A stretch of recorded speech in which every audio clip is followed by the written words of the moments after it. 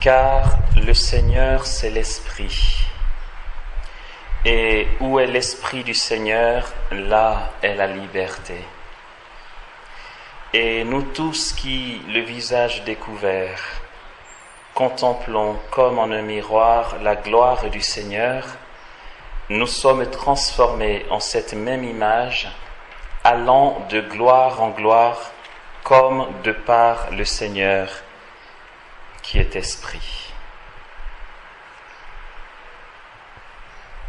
On continue dans cette notion de prière intelligente différente de la prière intéressée. La prière intéressée, entendons tout ce que nous faisons en vue d'être exaucés ou en vue de parvenir à un idéal qu'on s'est fixé.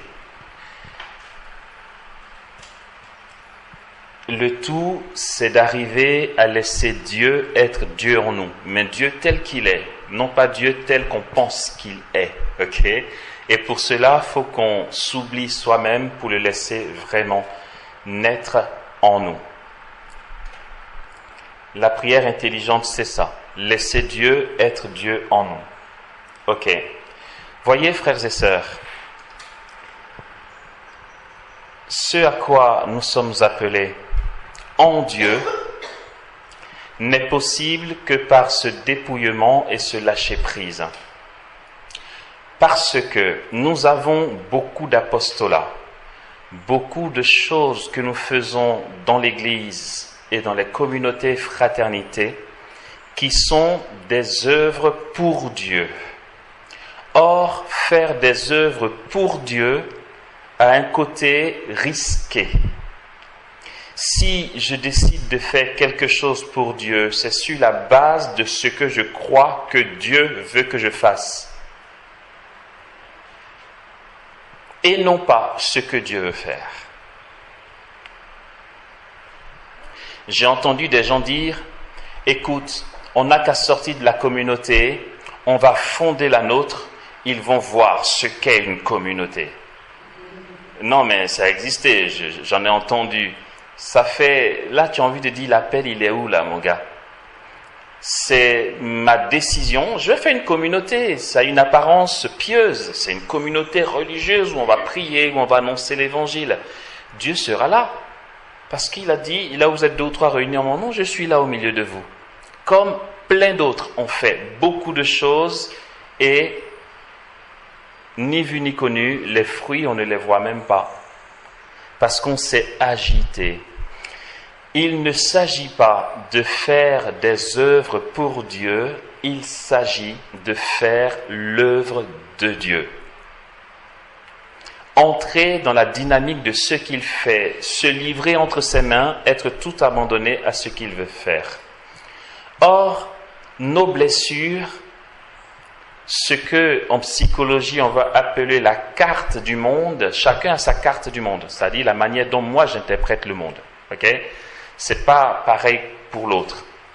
Nous avons des cartes du monde différentes, de sorte que même en Dieu, on vient et on a nos idéaux en Dieu. On dit Dieu c'est comme ça qu'il faut qu'on fasse avec lui et pour lui, donc faisons. Comme dit le pape François, ton très cher homonyme, à qui tu ressembles beaucoup, je trouve. Le pape François, c'est vrai qu'il dérange pas mal de gens. Il a dit au début de son pontificat, à quoi ça sert d'avoir toutes ces communautés traditionnelles qui n'ont plus de vocation? La plus jeune vocation a 70 ans. Ils sont vieux, vieilles sur des fauteuils, mais qui brassent de gros sous et qui ne veulent pas lâcher le morceau. C'est le pape qui le dit, c'est pas moi. Il dit qu'il faut savoir laisser place à autre chose. Il y a eu un temps, peut-être que votre communauté était pour un temps. Pourquoi on est obligé de dire on a une communauté, il faut que ça dure jusqu'à ce que Jésus revienne? Si on reste fidèle à notre poste, ok, Dieu fera. Mais souvent, ça devient de l'immobilier, des constructions, des achats de terrain. Ce qui fait le cœur de la chose, la vocation centrale a disparu. Il y a des communautés dans lesquelles on va te dire les vêpres, les complis, c'est bon, laissez tomber. On est là entre nous, on s'aime, et puis c'est l'essentiel. Ok. Le pape François en a parlé. C'est que on fait tellement, on veut faire des choses pour Dieu, et finalement, notre contexte pastoral du temps n'en a plus besoin, mais on s'accroche parce que c'est notre sécurité personnelle. Toutes ces choses font que on veut faire des choses pour Dieu. Je disais, lors d'une émission radio, je donnais l'exemple d'une personne, une amie en France qui est assez zélée et fougueux pour l'évangélisation, avec qui je parlais, on se donnait les nouvelles, et puis elle finit par me dire, écoute, prie beaucoup pour nous, parce que mon mari et moi, dans la prière, Dieu nous a dit qu'il ferait de nous des acteurs de grands rassemblements charismatiques, genre convention et tout, mais ça fait plus de 2 ans qu'on l'a reçu et ça ne se fait pas, il y a du combat. Donc prie pour nous. Je lui ai répondu ceci. J'ai dit, est-ce que vous priez beaucoup pour ça? Elle dit oui, on prie beaucoup pour ça. Je lui ai dit, c'est pour ça que ça bug. Amos, tu es là pour nous embrouiller cet après-midi. Depuis quand la prière fait que ça bug? Oui, elle dit, comment ça? Je dis, je t'explique, ma grande. Dieu a dit, je ferai de vous des acteurs de grands rassemblements charismatiques. Dieu n'a pas dit, priez pour que je fasse de vous de grands acteurs de rassemblements charismatiques. En fait, si votre vie de prière, je donne un exemple, était une question d'une dizaine de chapelets, une dizaine de chapelets par jour, Dieu a vu ça, ça lui a plu, et il a décidé qu'il fera de vous de grands acteurs de rassemblements charismatiques. Le truc, c'est que vous avez pris le relais de ce que Dieu a dit, puisque quand Dieu parle, on l'entend par le filtre de ce qu'on est. Il y a ce que Dieu veut et il y a ce qu'on a cru percevoir de ce qu'il nous a dit. De prier pour ça, vous priez dans le sens de ce que vous avez cru percevoir, qui n'est pas spécialement ce que Dieu a dit. Et du coup, ça bug. Parce qu'on se fait un film de comment ça va se passer. Et on prie dans le sens de ce film, et ça n'a rien à voir avec ce que Dieu va faire vraiment. Et du coup, votre prière étant mal orientée, ça bug. Et elle a dit, waouh, ah, tu réfléchis trop. Je dis non, mais ça paraît logique. Enfin, mais bon, pas pour tout le monde. On a notre vision des choses qui ne correspond pas à ce que Dieu veut faire. D'où l'abandon qui est nécessaire et indispensable. Frères et sœurs, il ne s'agit pas de ne rien faire. Il s'agit de faire l'œuvre de Dieu. Et ça veut dire quoi? L'œuvre de Dieu que nous sommes censés faire naît de ce qu'on n'arrête pas de dire. La prière, d'où va naître de nos cœurs cet appel prophétique dans laquelle nous allons rentrer et nous allons voir que ça va couler de source. Mais on n'a surtout pas ça, la prière. C'est juste qu'on se dit, faut qu'on fasse des choses, on ne va pas rester à se tourner les pouces, on va faire des choses pour le bon Dieu. Et ça bug. Ok. C'est la prière qui va nous dépouiller. D'où les sécheresses, les purifications. On ne va pas développer, mais c'est tout un programme. Purification des sens, purification de l'esprit, purification de l'âme, purification de tout ça, mais purification de tout ça active, purification de tout ça passive. Et ça prend le temps que ça prend avant d'entrer dans les nuits. Et quand tu sors de là, en fait, comme Saint Pierre, je n'irai pas beaucoup plus loin parce que c'est pas ça qu'on va développer, mais comme Saint Pierre qui, au début du ministère de Jésus, avait sa carte du monde, qu'il prenait et il plaquait sur son maître. Jésus sera roi, il est le Messie. On sera assis l'un à sa gauche, l'autre à sa droite. Nous sommes ses à côté. Quand il sera glorieux, on va être ses intendants. Oui, ils voyaient Jésus, comme je vous vois, et pourtant, ils avaient plaqué le cadre du monde sur Jésus. au point qu'il est capable de dire à son maître, non, cela ne t'arrivera pas. Wow, mon gars, calme-toi, tu parles à Dieu. Non, mais Pierre est plus intelligent que son maître, s'il vous plaît. Il ose dire au Fils de Dieu, ça tu fais pas. Jean, Dieu, tu te trompes là. Laisse-moi t'éclairer, s'il te plaît. On a notre carte du monde. Et puis, les apôtres connaissent la nuit. Le Triduum pascal, jeudi saint, ça commence à se gâter. L'ambiance est triste. Le maître semble attristé. Il parle de trahison, il parle d'arrestation, il parle de souffrance, de mort.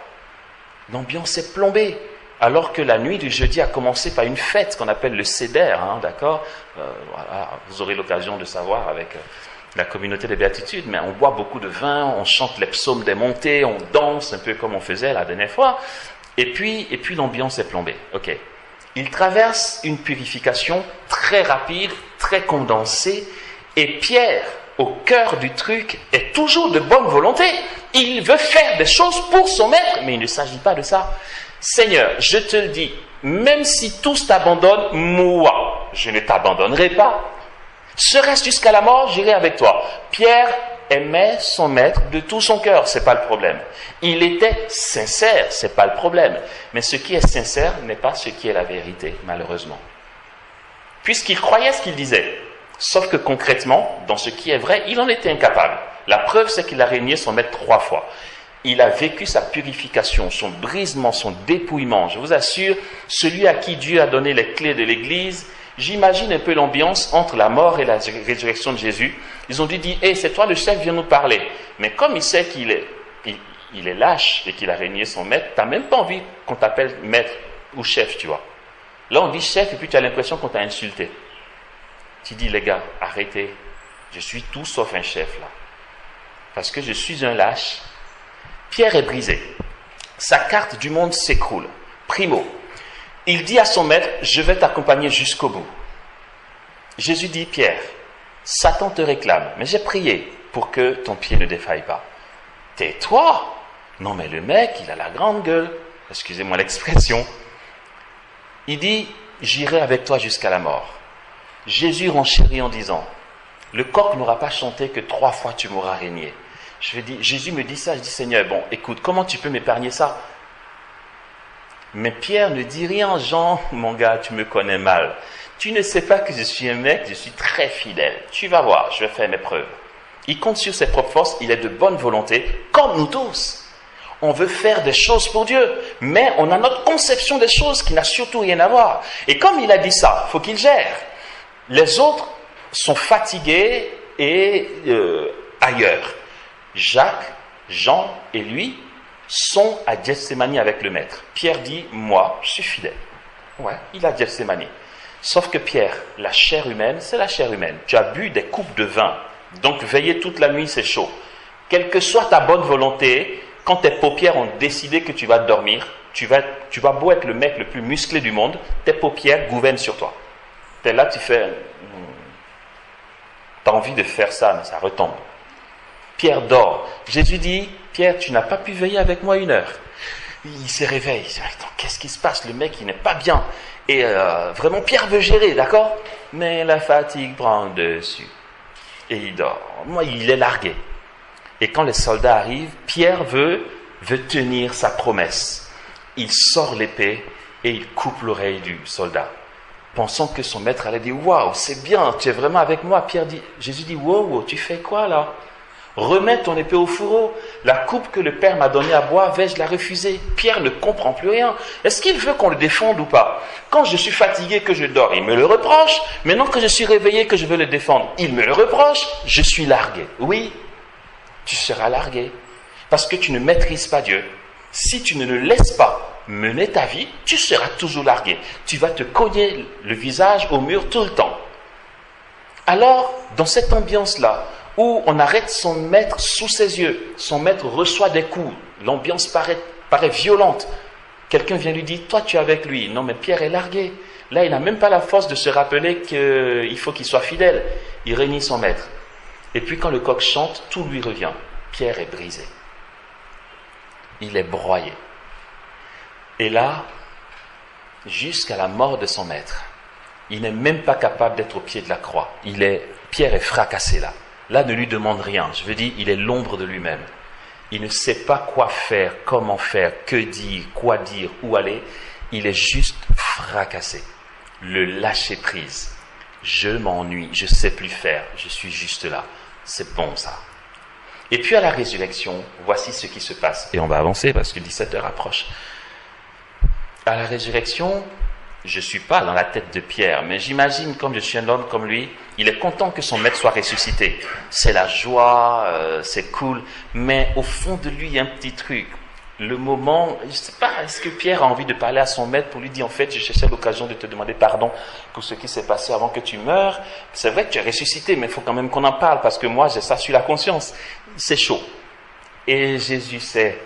Jésus dit, Pierre, on fait un tour sur la plage? Ils vont, et Jésus lui dit, Pierre, est-ce que tu m'aimes? Comme disent les pères de l'Église, Jésus lui demande 3 fois, est-ce que tu m'aimes, pour permettre à Pierre, en confessant 3 fois qu'il aime son maître, pour réparer ces 3 reniements. Okay? Mais sauf que le texte, la traduction française nous voile la profondeur du dialogue. En grec, l'on dissocie, comme on disait au Gala, l'amour agapé de l'amour éros qui est frivole. Le vrai dialogue de Jésus et Pierre, c'était ceci. Puisque la Bible a été écrite, le Nouveau Testament a été écrit en grec. Le vrai dialogue, c'est ceci. Jésus dit, Pierre, est-ce que tu m'aimes d'amour agapé? En gros, est-ce que tu m'aimes à en mourir? Pierre sait qu'il ne peut pas dire oui là. Attends, d'où tu vas passer pour dire oui quand tu l'as régné 3 fois? On sait. Je sais que tu sais. Donc Pierre, le fougueux qui est toujours prêt à répondre ce qu'il faut, là, il a pris un gros coup d'humilité, d'accord? Il est mûr en fait. En grec, Pierre répond, Seigneur, tu sais tout. Tu sais que je t'aime simplement d'un amour éros. En fait, est-ce que tu m'aimes à en mourir? Pierre dit, tu sais tout. Tu sais que je t'aime, mais c'est juste comme un ami. Je suis incapable de mourir pour toi. Quand Pierre dit ça, il fait le remember, ok? Il se rappelle le reniement. Jésus dit pour la 2e fois, Pierre, m'aimes-tu d'amour agapé, jusqu'à en mourir? Pierre ne veut pas se laisser avoir cette fois-ci. Il dit, Seigneur, tu sais tout. Tu sais que je t'aime, mais ça ne va pas plus loin, tu vois. En gros, ouais, j'ai trop vite parlé, tu sais que j'en suis incapable. D'où le tu sais tout. Tu sais ce qui s'est passé. La 3e fois, Pierre s'attriste. Pourquoi? Parce que Jésus le rejoint. Jésus dit, Pierre, tu m'aimes simplement comme un ami? Et là, Pierre est triste. Parce qu'il aurait tellement souhaité aimer son maître comme il faut. Et la 3e réponse de Pierre, c'est, Seigneur, tu sais tout. Tu sais que je t'aime. Le tu sais que je t'aime, c'est tu sais que j'aimerais t'aimer. Mais regarde, je suis largué. Jésus dit, prends soin de mes brebis. En fait, Pierre a mûri. Et là, Jésus dit, tu sais, quand tu étais plus jeune, quand tu étais moins mûr, et ça date d'il n'y a pas longtemps, tu vois, tu allais où tu voulais, tu faisais ce que tu voulais. Tu voulais faire des choses pour moi, des choses pour Dieu, comme vous et moi là. Maintenant que tu as mûri, tu lèveras les bras. Un autre te mettra la ceinture et te conduira là où tu ne voudrais pas aller. Jésus parlait de comment Pierre allait témoigner de lui. La mort en croix. Regardez, Pierre dit, serait-ce jusqu'à la mort, j'irai avec toi. Oui, Jésus l'a exaucé. Jésus l'a exaucé parce qu'il est mort pour son maître. Pierre est mort martyr. Mais ça ne s'est pas du tout passé comme Pierre avait calculé. Ah, pas du tout. Et là, Pierre a mûri. Il est chef de l'Église. À ce titre-là, le pape, même le pape François, depuis Pierre, le pape est garant de la miséricorde. Il n'a pas d'autre choix. Jésus sait à qui il laisse les clés du royaume des cieux. Sœur Judicaël de la communauté des béatitudes, pour rigoler, elle aime dire ça. Elle dit, moi, si je meurs, arrivé à la porte du paradis, si Pierre fait, toi, est-ce que t'en es digne? Elle va dire, Cocorico, ça te rappelle rien, mon gars? En fait, Pierre n'est pas là pour nous fermer la porte du royaume, parce que lui-même, il est de la bande, d'accord? Et Pierre a mûri. Le pape est garant de la miséricorde. L'Église est sacrement de la miséricorde. C'est pour ça que les prêtres, leur rôle n'est pas de nous juger quand on va se confesser. Non, le prêtre, manière de parler, c'est une machine à miséricorde. Pardon, c'est enregistré, je sais. Et si les prêtres l'entendent, ben qu'ils l'entendent. Ils n'ont pas leur mot à dire. Ils sont instruments de la miséricorde de Dieu. Ils sont là pour dispenser la miséricorde. Et au passage, frères et sœurs, de vous à moi, la confession est faite pour qu'on en abuse. Ouais, je me suis confessé il y a juste la semaine dernière. Si je repars, le prêtre va dire que confesse-toi tous les jours s'il faut. Vous savez qu'il y a une sainte, j'oublie son nom. Elle est sainte simplement parce qu'elle se confessait tous les jours. C'est pas Jean, elle veut faire fun, hein, mais c'était une vraie pauvre. Elle tombait à peine elle se confesse, elle tombe encore. Et elle revient. Et son confesseur dit, ok, toi, je te dis plus rien, vas-y, envoie. Elle confesse, il donne l'absolution. Elle confesse, il donne l'absolution. C'est ce qui a fait qu'elle a été canonisée. C'est que l'Église la donne en exemple. La confession est faite pour qu'on en abuse.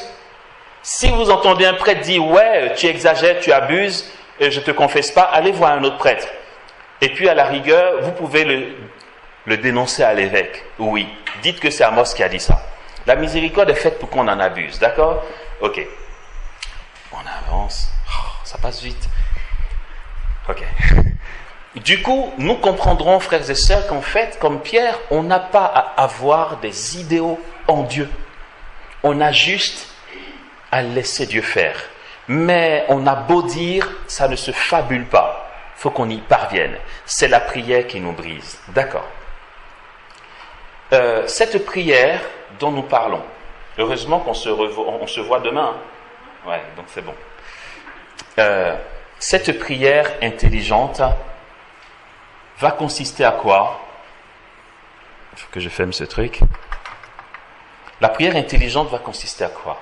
À passer du temps dans la présence de Dieu sans aucune intention, sans aucun idéal, sans d'autre idéal que de faire le plaisir de Jésus. Mais de longues heures, je nous en supplie. Et on n'est pas prophétique quand on est dans un lot. On n'a pas été baptisé pour être tiède.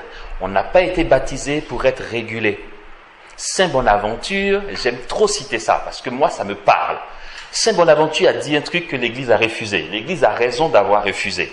Mais c'est le pourquoi il a dit, moi, qui m'emballe. Saint Bonaventure dit, et je rappelle que l'Église a refusé, d'accord? Mais ça montre le zèle du gars. Lui, il était religieux. Il était franciscain. Saint Bonaventure dit, la vertu de tempérance ne s'applique pas aux âmes consacrées. Je répète que l'Église a refusé.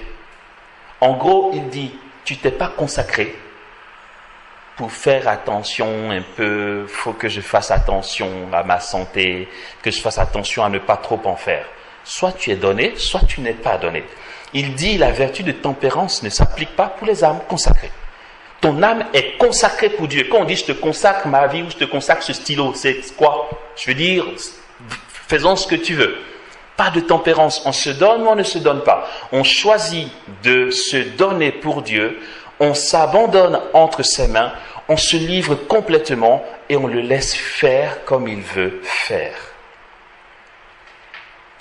Voici ce qu'est la prière intelligente. Frères et sœurs, il y a les sacrements, la base de tout, la vie sacramentelle. Il faut en abuser. Moi, je me fais l'artisan de ça. Est-ce que nous savons que du 24 au 25 décembre, il y a 5 messes que l'Église nous propose? Vous le saviez? 5 messes. Mais bon, on va entendre dire, j'ai fait la messe d'hier soir, c'est bon, aujourd'hui j'ai sommeil. Ou encore, j'ai fait la messe du 24 et du 25, c'est bien, c'est super, c'est ce que l'Église demande. Il y a la messe du 24, le jour du 24, la Saint-Charbel. Il y a la messe qu'on appelle la messe de la veille au soir vers 18h. En lieu et place des vêpres ou juste après les vêpres. Et il y a la messe de minuit. Ça fait 3 déjà. Il y a la messe de l'aurore ou messe des bergers. qui correspond à la messe de quand les anges ont dit au berger qu'un enfant est né. C'est aux aurores, quand le soleil se lève, ou encore avant que le soleil se lève. Et puis à la messe du 25, ça fait 5. La vie sacramentelle, il faut aussi en abuser. C'est comme ça que la vie divine grandit en nous. Sinon, c'est lent. Sinon, on a l'impression que Dieu connaît que quelques-uns qu'on appelle des Padre Pio et que nous, on est laissés pour compte. Ils ont pris les moyens. Le prieur de Padre Pio lui dit, alors tu as fait combien de rosaires aujourd'hui? Il dit, oh, pas beaucoup, juste 52. Rosaire, hein, pas chapelet. Tu dis 52 rosaires. Là, moi, je démissionne. Parce que... Oui, mais voici quelqu'un qui est fou. Comme dit Ephraïm, les saints, c'est des fous qui ont réussi. On ne peut pas être prophétique. On ne peut pas être en avance sur notre génération. On ne peut pas dire, le prophète, c'est celui qui annonce quelque chose qui arrive, qui n'est pas encore là. Or, le chrétien est baptisé pour être prophète. Ça veut dire qu'on annonce le royaume des cieux qui, comme disent les Byzantins, est déjà là, mais pas encore. On a une parole à donner à ce monde. On a à être prophétique. On ne peut pas l'être si on n'est pas fou. Si on correspond à la vision du monde, on n'est pas prophétique. Si on est comme tout le monde, on n'est pas prophétique. Tu fais ce que tout le monde fait? Ok, en quoi tu es prophétique? Mais ta folie pour Dieu, ce qui va faire naître en toi cette passion, c'est ta vie sacramentelle dont tu vas abuser. Le truc que j'ai du mal à comprendre, je ne vois pas comment les catholiques peuvent être aussi modérés. Je me dis, mais comment l'Esprit Saint n'arrive pas à jaillir dans des cœurs si lourds et si encombrés? Nous avons Dieu. Chaque jour, à chaque Eucharistie, tu reçois l'hostie, tu reçois Dieu. Dans l'Eucharistie, dans l'hostie, dans la communion, l'Église dit, il y a corporellement celui en qui habite toute la plénitude de la divinité. Dans l'hostie que tu reçois, il y a toute la plénitude de la divinité que tu reçois en toi. Mais le catholique l'entend comme s'il n'entendait pas. La messe, ça m'ennuie, moi j'ai pas envie d'y aller aujourd'hui. Ne va pas me dire que tu cherches Dieu. Ne va pas me dire que Dieu ne te voit pas et que tu le cherches, tu ne le trouves pas. Dieu se donne. Mais non, tu veux tout sauf aller là où il faut. On est trop modéré, je ne sais pas d'où vient cette tiédeur. Qu'est-ce qu'on attend? La vie sacramentelle nous est donnée, c'est gratuit. La messe, c'est gratuite. La confession est gratuite. Les sacrements sont gratuits, frères et sœurs, pour une gloire inimaginable. Mais non, ça passe inaperçu. Ah, qu'est-ce qui sonne? C'est la messe. C'est la messe de 18h. Ouais, tu as eu ta messe? Non, je suis fatigué. Non, mais c'est ça en fait. Il n'y a pas de dépassement. Et on attend quoi? On cherche quoi? On veut porter quel fruit? On est quel genre de prophète? On dit quoi au monde? Et puis là, on est fasciné par la vie de certains saints qui, eux, ont joué le jeu. C'est tout. Jésus dit, je suis là. Pour moi, je suis avec vous pour toujours jusqu'à la fin des temps. Regarde, je suis exposé. Viens m'adorer. Ouais, écoute, c'est trop galère à l'adoration. Bon, d'accord, pour avoir bonne conscience, je vais m'asseoir 5 minutes. Ouais, j'ai fait un petit tour dans la chapelle.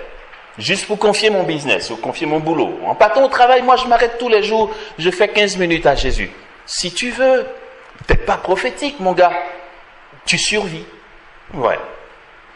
Tu prends un peu de la puissance inimaginable de Dieu, tu prends juste un peu pour tenir la journée. Et puis c'est tout. Nous ne sommes pas appelés à ça. La vie sacramentelle, il faut en abuser. Ouais, mais Amos, tu sais, moi je ne peux pas communier parce qu'il y a ci, il y a ça. Ce qui t'empêche de communier, enlève-le. Je ne comprends pas le truc. Non, en fait, je suis avec un mec là, les loyers sont tellement chers qu'on cohabite, en fait, tu vois. Donc rien que pour ça, je ne peux pas communier. Pitié! Attends, Dieu vient à toi. Tu fais le choix de cohabiter et tu dis Dieu, toi tu attends.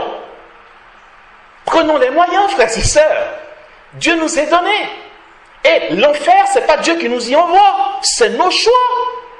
Dieu est là, tu dis Seigneur, je choisis le concubinage et je ne te prends pas. Ne va pas dire que Dieu t'a régné ou qu'il t'a mis en enfer, je suis désolé.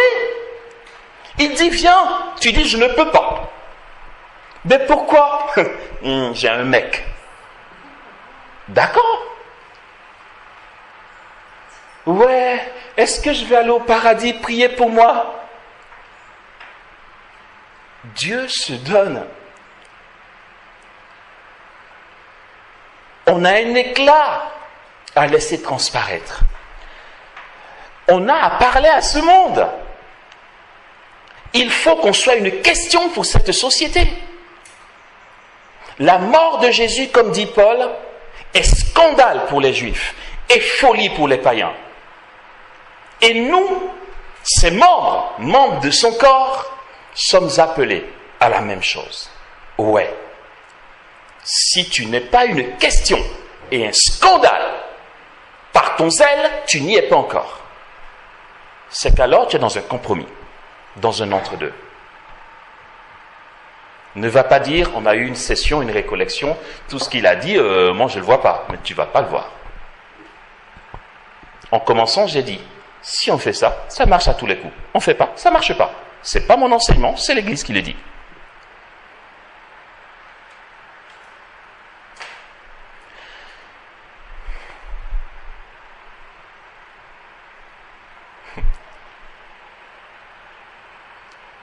L'année dernière, à la communauté des Béatitudes en Côte d'Ivoire, sanctuaire Notre-Dame de la Délivrance, pour la 15 août, j'y étais pour peindre, parce que le responsable de la communauté m'a demandé de faire une fresque pour le sanctuaire. Donc j'y étais pour peindre. Pendant que je peignais, la semaine avant le pèlerinage, parce que lors du pèlerinage de la 15 août, les gens viennent de partout au sanctuaire Notre-Dame de la Délivrance.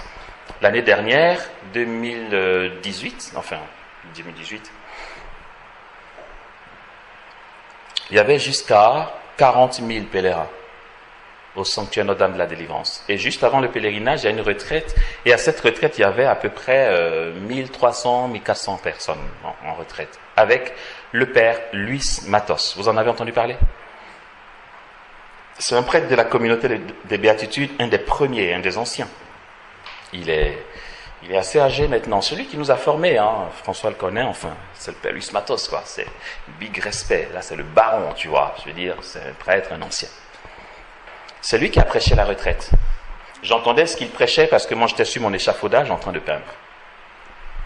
Et puis, le responsable de la communauté m'a dit, écoute, Amos, descends de ton échafaudage. Ok? Il dit, est-ce que tu veux bien animer la prière de demain soir? Si tu veux. Il dit oui, j'ai vu avec le père, comme ça lui va se reposer un peu, une soirée quoi, d'intercession, d'accord. La soirée arrive. Je fais l'exhortation, et après l'exhortation, Jésus me dit, Amos, je dis, Il dit, on va faire un truc. Je dis, d'accord. Il dit, écoute, moi je veux guérir mes enfants qui sont là. Très bien. Il dit, voici comment on va faire. Je t'investis de l'onction de guérison. Ok? Si quelqu'un veut guérir, il n'aura qu'à te toucher. Ok. Donc, je dis à l'assemblée, Jésus veut guérir. Mais pour guérir, il va falloir me toucher.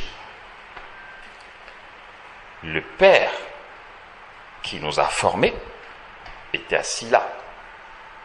Quand j'ai dit ça, il a levé la tête. Shocking.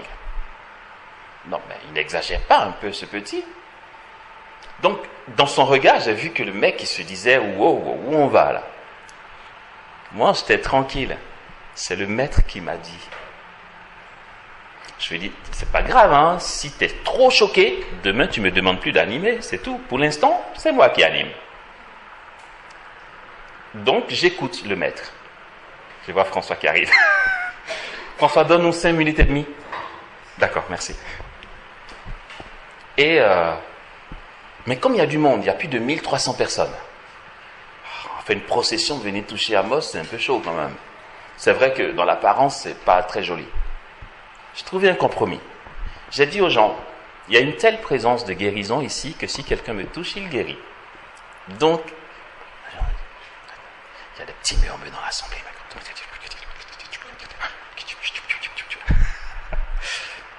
Et je leur dis, mais bon, écoutez, on est trop nombreux et vu le temps qui nous est imparti, on ne peut pas faire ça. C'est pourquoi. C'est très simple. L'onction de guérison, c'est pas moi, hein, que Jésus a bien voulu faire reposer sur moi, va se répandre. Je vais toucher les piliers qui sont là, et comme il y avait des gens dehors, je vais toucher les arbres qui sont dehors. De sorte que ça va se communiquer aux piliers et aux arbres. Si quelqu'un veut guérir, il n'aura qu'à toucher soit un arbre, soit un pilier. Ah là, le père qui était devant, il n'en pouvait plus. Il a dit, non mais le petit, il exagère, il faut arrêter. C'est quoi ces histoires? Moi, j'étais tranquille. Je me suis associé les frères et sœurs de la communauté, on s'est pris les mains pour que la grâce se communique. Je leur ai juste dit, et lui aussi s'est levé. Il a hésité à se lever, après il nous a rejoints. Et puis je leur ai dit, touchez les piliers et les arbres qui sont dehors, et puis vous revenez vous asseoir, c'est tout. Oh, purée, c'est quoi ce truc? Vous savez quoi? J'aurais eu des grâces à demander à Jésus, j'aurais jamais pensé à ça. Mais ça fait une bonne 20aine d'années que j'ai fait le choix de rien demander à Jésus pour moi. Quand je prie, je ne demande rien. Je passe du temps avec lui, et c'est tout. Le reste, il s'éclate. Tout ce qu'il veut faire, c'est lui qui fait. Il veut que ça se passe comme ça, tout pour sa joie. La preuve, c'est que les gens trouvent ça complètement ouf. Vous voyez, ils se disent, on n'a jamais vu ça, mais attends, c'est quoi ce truc? Laisse Jésus faire, tu vas voir, c'est cool. Et donc, on touche les piliers, on vient. Et puis, j'ai dit à l'assemblée, si quelqu'un veut guérir, ben voilà, toucher soit un arbre, soit un des piliers. Il y a du mouvement, les gens touchent et tout. Et puis, ils reviennent. Et j'ai dit, c'est bon, ça y est, vous êtes guéris. J'ai dit, vérifiez. C'est tellement vite fait que vous ne pouvez pas croire que vous êtes guéris. Et j'ai dit, quand quelqu'un est guéri, il se met debout. Une personne se met debout, une deuxième, une troisième, une quatrième, une cinquième. Il y a eu instantanément, sans exagération, instantanément, plus de 150 personnes dont les mots avaient disparu. Ils sont venus devant. Donc on faisait témoigner quelques-uns, tout le monde ne pouvait pas parler. Pendant qu'on écoutait les témoignages, il y a eu une clameur. On lève les yeux, c'est un boiteux qui vient de laisser sa béquille. Tout le monde regarde, on regarde le boiteux, on n'a pas fini de savourer qu'il y a un deuxième cri par là, un troisième cri par là-bas. C'était une floraison de miracles. J'étais là, waouh. Attends, comme on dit en Côte d'Ivoire, le vieux père, le vieux prêtre qui était là, il était... Après il m'a dit, tu sais, non, même pas à moi. Quand il devait bénir l'assemblée, il a dit, je vous avoue humblement que j'ai douté au début. C'était trop fort pour moi. Je me suis dit, mais il va où? Et le lendemain, il est venu me voir à l'échafaudage, il dit, descends, comme Zachée. Il m'a dit, prie pour moi. J'ai dit, attends, padre-moi, c'est pas l'ordre des choses. Il m'a dit, si quelqu'un doit prier, c'est toi qui prie pour moi. Il dit, non, je veux que tu pries pour moi. J'ai trop vieilli en Dieu. Je suis trop spécialiste de Dieu. Prie pour que je sois aussi libre que toi. J'ai trouvé ça très humble et très beau. On a prié ensemble. Mais là, je vois et je dis, en fait, ça vaut vraiment le coup de laisser Dieu faire, quoi. Il fait comme il veut. Et là, tu dis, purée, attends, c'est vraiment moi ou... Parce que, attends, les gens me touchent et puis ils guérissent, quoi. C'est trop puissant. En fait, l'hostie que je reçois, ça se distille, tu vois, ça va dans mes veines, un truc du genre. Et la puissance du royaume. Je vous embête. Non, mais attendez, je vous donne ce témoignage pour que nous sachions que le Seigneur le fait vraiment. On arrête, on continuera, je suis rancunier. Mais, on résout ça demain? On va réfléchir encore. On réfléchit encore? On résout ça demain. Voilà, frères et sœurs, écoutez, on a cette soirée, on a les veilles de la résurrection, on a l'adoration, on a toute la nuit pour continuer à faire le point avec Jésus, voir où on en est, décider vraiment de ce qu'on veut en lui, ce à quoi on veut parvenir, parce que nous sommes baptisés et c'est notre héritage. Tout ce qu'on se raconte ici, c'est pour nous, c'est pas pour les autres. Dieu nous a donné. Nous pouvons faire le choix de nous ouvrir pleinement dans un abandon total et un zèle radical pour que le royaume des cieux grandisse en nous, afin que Dieu soit glorifié par nos vies. Amen.